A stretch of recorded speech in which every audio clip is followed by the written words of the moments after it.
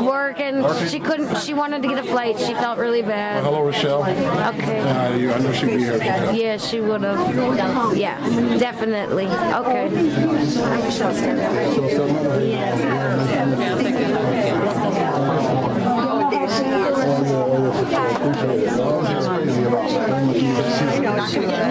Another one for Is that your grandbaby? Isn't she sweet? She's adorable. Hi, my name is Jill. I knew you from years and years ago. I was at your house. I knew Rosie from the time I was about 7 years old. We played it. I went to Roosevelt, then she went to South. But this is for Rochelle. Rochelle is not here. She's in Montana. So this videotape, so if you want to say, she wished she could be here. Oh, so this is her hello. Rochelle. Thank you. Thank you. And oh, there's Dad too. Okay. Actually, that's not Dad. Dad's way down at the end. Oh gosh. Okay. Way down. This is Grandpa. This is my significant other. You're significant. Nice to meet you. I'm Jill, and then this is Rochelle. You probably know who she is. Sure. Yeah. Hi, this is Rochelle. Rosie's friend Rochelle. Okay. So Rochelle. she couldn't make it from Montana. So I'm videotaping for her. I'm going to send it to her. Thank you. Yeah. She wished she could be here. So. And then we have, this is our favorite. Here is Jane. Hi, this is Rochelle. Rosie's one of her sisters from high school. Yes. Jerry, I'm Jill. Grandma, nice to meet you. Very, very beautiful. Beautiful. I knew Rosie from the time I was about 7. Little, so yeah, but then I went to Roosevelt and she went to South. So that's, yeah, but I knew her. And your daddy. You know Rochelle then. I probably do. Yes, she's one of the high school sisters. She was just at the at the birthday party on the what was it, like the 30th or beginning of December? Ice's birthday party, yeah. Yeah, Ice's birthday party, yeah. I had actually my daughter's birthday on the same day, so that's why I knew Rochelle couldn't make it, because Rosie always planned ahead and I never did. So. But I'm Jill and I'm recording for Rochelle. Okay. All right. Hi, Rochelle. All right, thank you. Where's Rochelle? She couldn't make it. Yep. Now you know. Okay, yeah. Okay. And she's very, very hurt that she couldn't come. So. Well, Rochelle, I wish you were here. Yeah, she'll see it. Yeah. Thank you. Hi. Restrooms on the other side. Thank you very much. Oh wow! Look at how huge. Oh. Okay, I'm gonna go find. Do you want? Yeah. Would you do that? And I'm just. Yeah. Sorry, Shell. It's all over. I'm trying to take my coat off. There we go.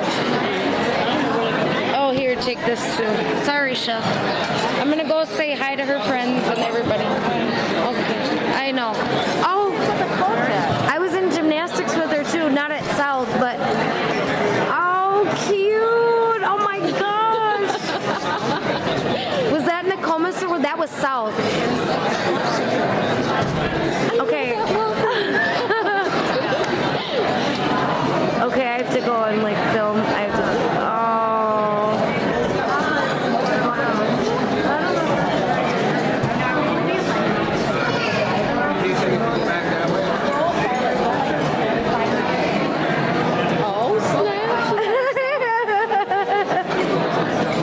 She's fancy with that.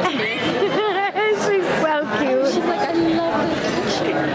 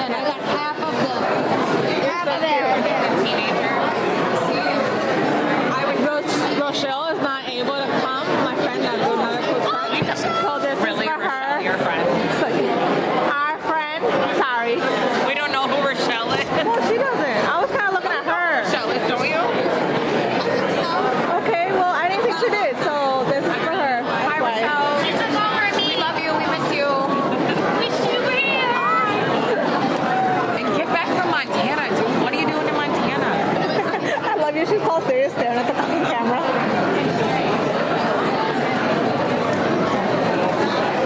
I'm taking a break. So this is for Rochelle. So say hi. Hi, Shelly. Did we miss you? Hi, Rochelle. We're not having fun without you, just letting you know.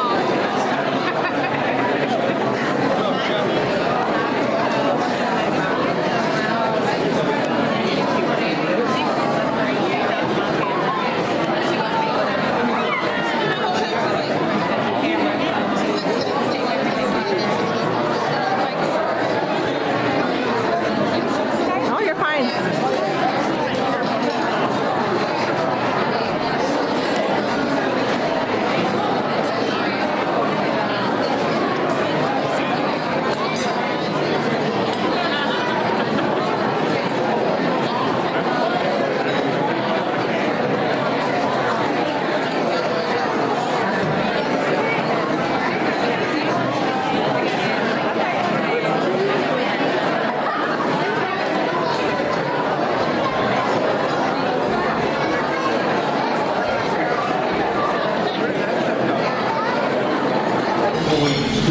A slideshow and remembrances.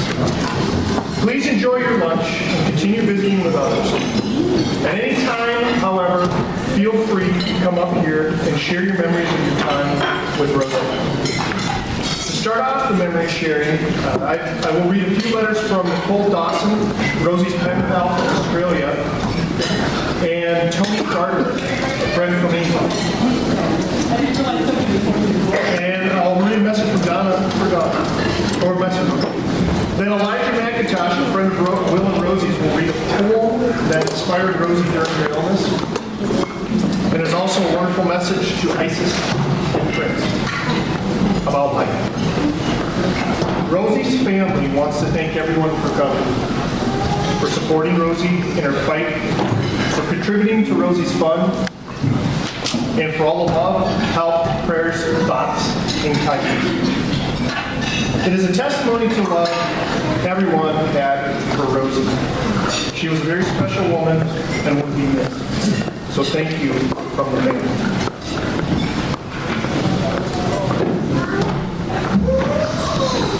Memories of Rosie from Tony Gardner.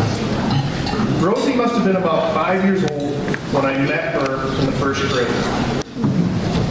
And only time. As a visiting Englishman, I think I must have felt a little fascination for her, as she seemed interested in me, seemed to enjoy my company, and talked easily with me like I was part of the family. I could still hear her voice telling me, "You speak funny." And on another occasion, when we were rolling around on the floor playing games, saying, "You're fun." Well, Rosie was fun for me too. I loved that little girl's company for the brief time she was around me. I recall a family meal at a restaurant with Rosie sitting next to me. I hope my memory is accurate when I say she wanted to sit with me. It may be wishful thinking on my part, but that's how I remember. I don't know if she still felt special sitting next to me in the way kids do, but I was glad she did. Attention from a child is an honor indeed. My experience of Rosie was of a fun, happy, confident little girl who I am connected with instantly. She drew me a picture of the two of us, and it meant so much to me, and it still does, that I have kept it to this day. Whenever I've looked at it, it has always brought a smile to my face and a flood of happy little memories. So my time with Rosie was but meaningful. It's true to say that she was made a difference to my visit all those years ago, touched my heart a little, and had an effect on me that is still fresh in my mind today. Thank you, Rosie. Tony.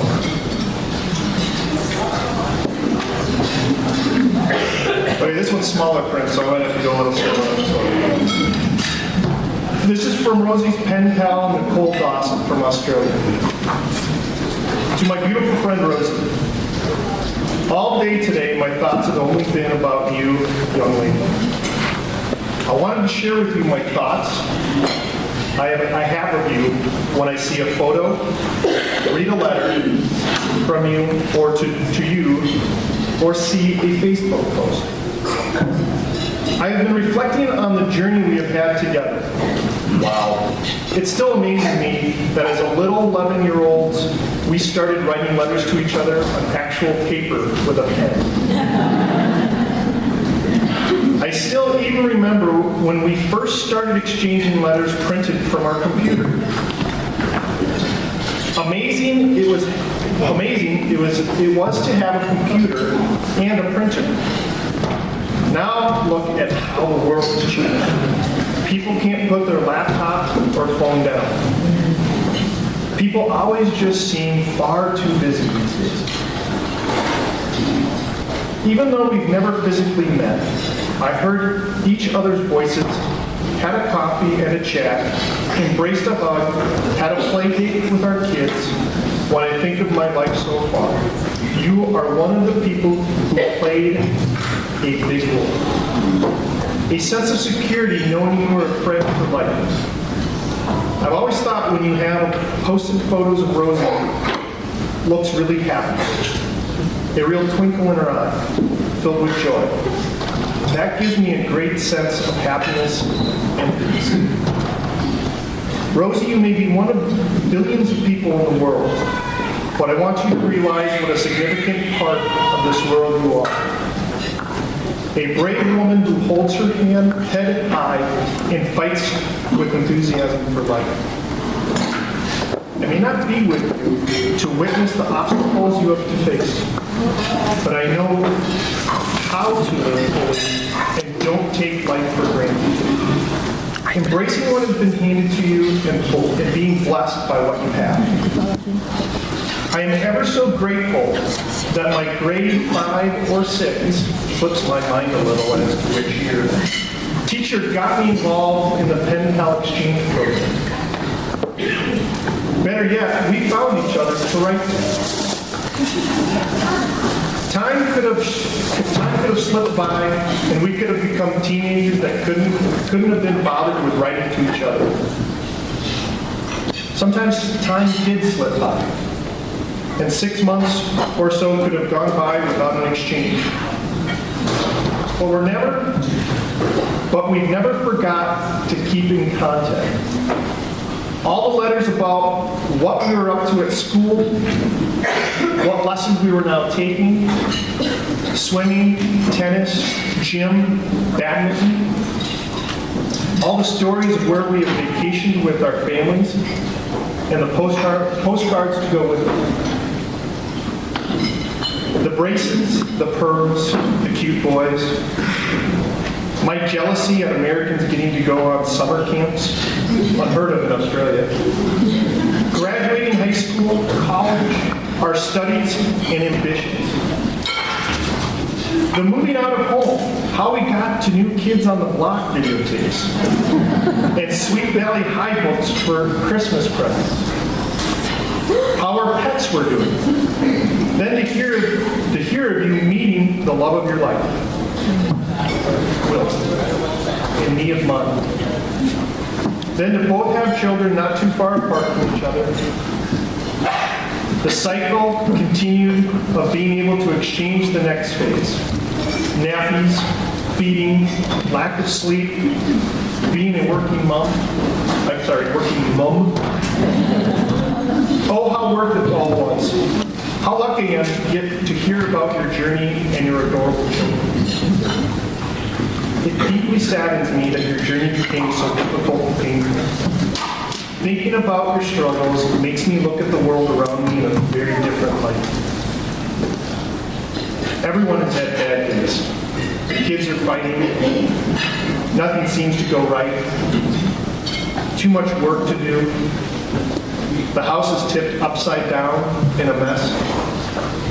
No time to sleep. Then I think of you, my friend, and it boosts my energy and pushes me through. What an inspiration.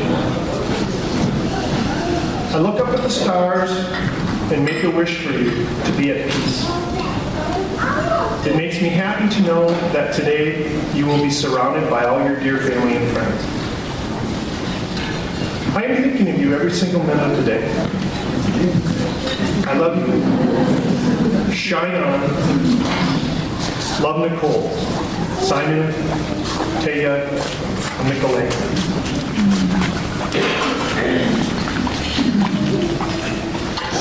At this time, I'd like to have Sarah Gerdes will read a message.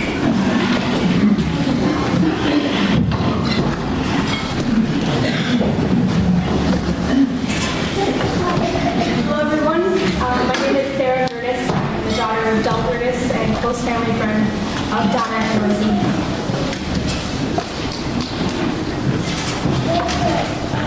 A reading for Donna Lindberg, Rosie's mom.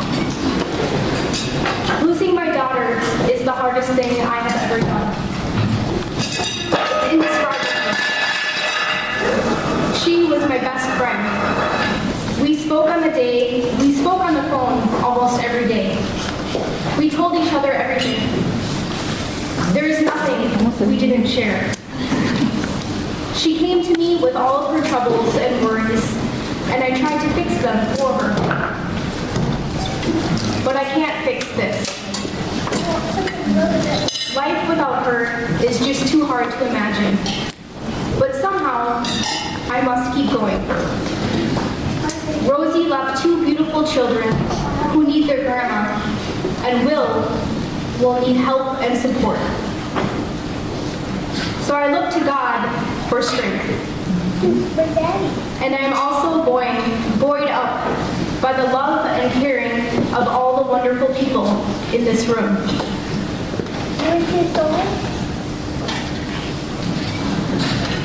Below is a poem, Funeral Blues, by W.H. Auden, that is a little dark and a little light at the same time. But it reflects my feelings on this day. There is no two ways around it. My heart is broken. I love you, Rosie.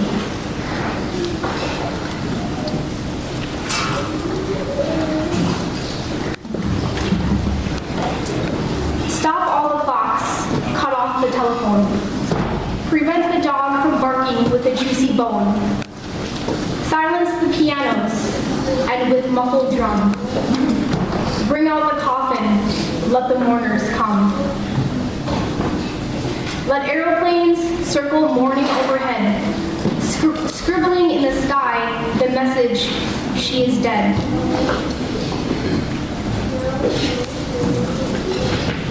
Put crepe bows around the white necks of the public doves. Let the traffic policemen wear black cotton gloves. She was my north, my south, my east, and my west. My working week and my Sunday rest. My noon, my midnight, my talk, my song. I thought that love would last forever. I was wrong. The stars are not wanted now. Put out everyone. Pack up the moon and dismantle the sun. Pour away the ocean and sweep up the wood. For nothing now can ever come to any good.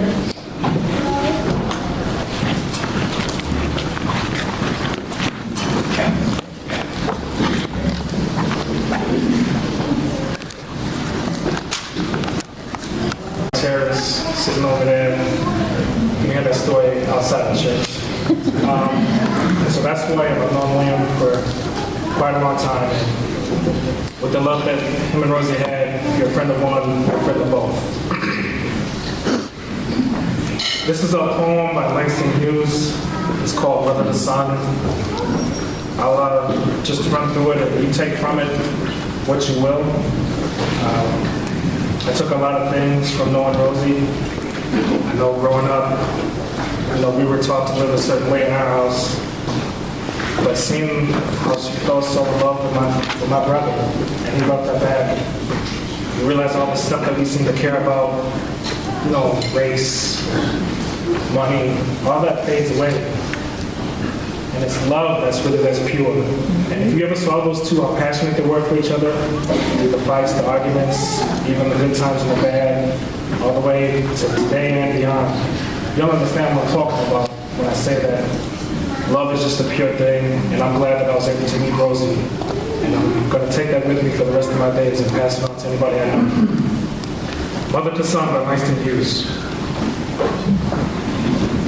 Well, kids, I'll tell you. Life for me ain't been no crystal stair. It's had tacks in it, and splinters, and boards torn up in places with no carpet on the floor. It was bare. But all the time, I've been climbing on and reaching landings, turning corners, and sometimes going into the dark where there ain't been no light. So ISIS, Prince, don't you turn back. Don't you sit down on the steps because you find this kind of hard. Don't you fall now, for I still going, honey. I still climbing, and life for me ain't been no crystal stair. Thank you. Hi, my name is Jill. I came up here for 7 reasons. I knew Rosie from the age of 7 to 13, and I had Rosie when she was this young. I'm also here to direct somebody videotaping Rosie's dear friend, or what they call one of her sisters from high school, Rochelle, couldn't make it, and so Rochelle, being a friend of mine for 29 years almost, I told her she didn't understand. I told her I would videotape and come up and speak with her, and she wrote something and we're here for her. But first, I want to say that my memories of Rosie were so...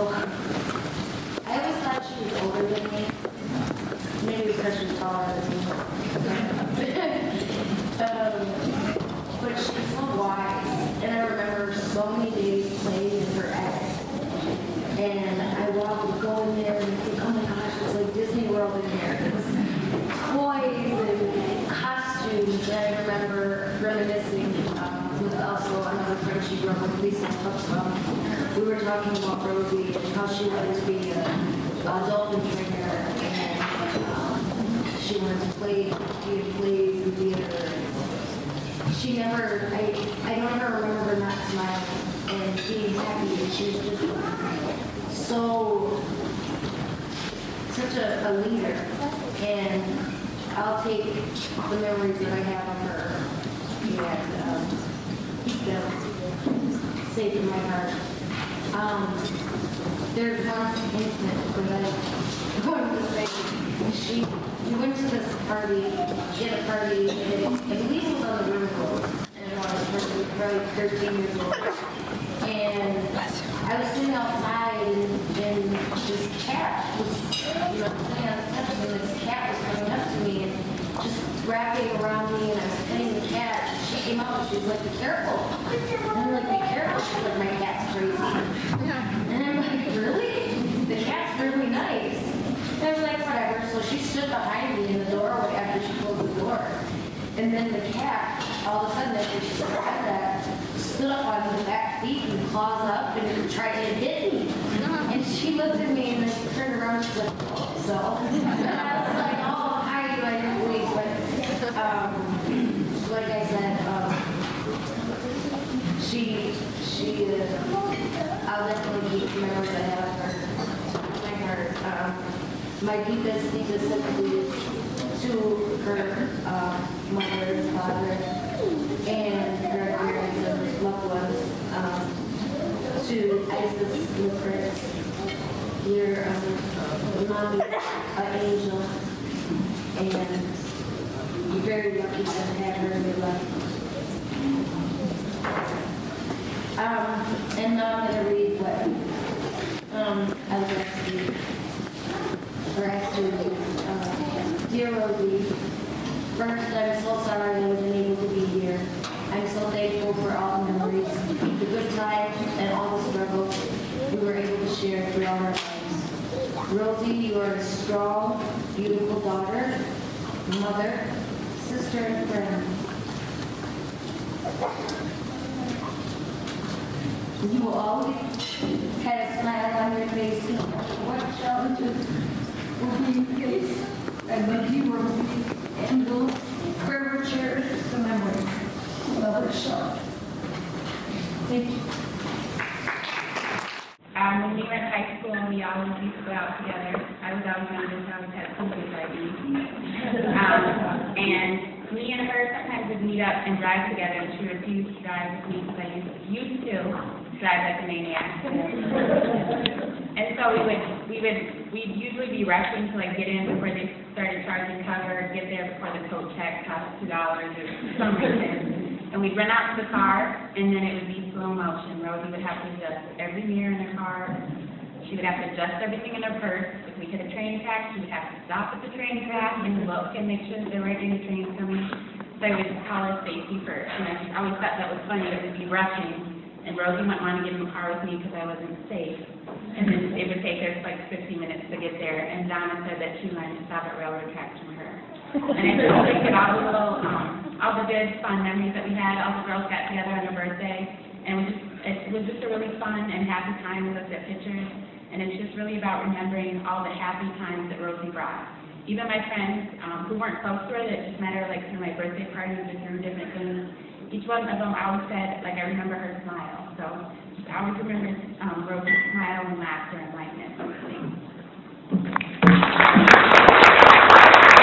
A lot of the memories that I treasure and keep in my heart, along with so many others. Her smile, her silliness, joking with her. She was always a lot of fun, and I just want her to know that I love her and that I will miss her. And that I'm extremely blessed to have Prince and Isis in her life, and so much love to you, Donna. And to Will, I know you're a wonderful father, and to Rose's father and everybody who loves her. I have like all these memories of Rosie, and I'm like, would you like to tell a PC story, or I don't know, maybe I'll Mine? give PC. Oh, where is she? She's over there. Where is she? They're all cheating, don't worry.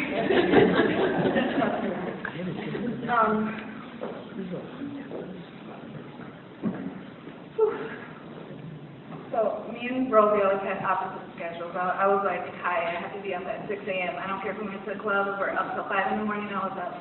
I remember one time, actually Leanna was like a year and a half old. We went to the club, and Donna, remember, you were actually babysitting Leanna. We got home at like 4 in the morning. I got up in the morning, Donna was watching Leanna around the block. I'm making some coffee at Donna's house, and Rose was like, why are you hanging out with my mom? That's so weird. You're like 22 years old. And I'm like, I don't care. There's just so many stories I can't. Like I said, we had opposite schedules, but anytime we had any issues, or if I was going through some stuff, she was going through some stuff, I knew I could pick up the phone at 3 o'clock in the morning, and Rose would be like, let's go to Baker Square. You ready for breakfast? You know her? She was just a really good friend. I love her and I miss her. Russia, does anyone else have something they'd like to share? If not, there is a song that has been handed out to you with the lyrics, and they're on their table. It's one of the most beautiful farewell songs ever written, and has been immortalized by, hope I can pronounce this right, Andre Bocelli, that might be the song, and Sarah Brightman. Here's that piece. And the copies of the lyrics are on the table in the back, and if you'd like to sing along. They're on your table now. Goodbye.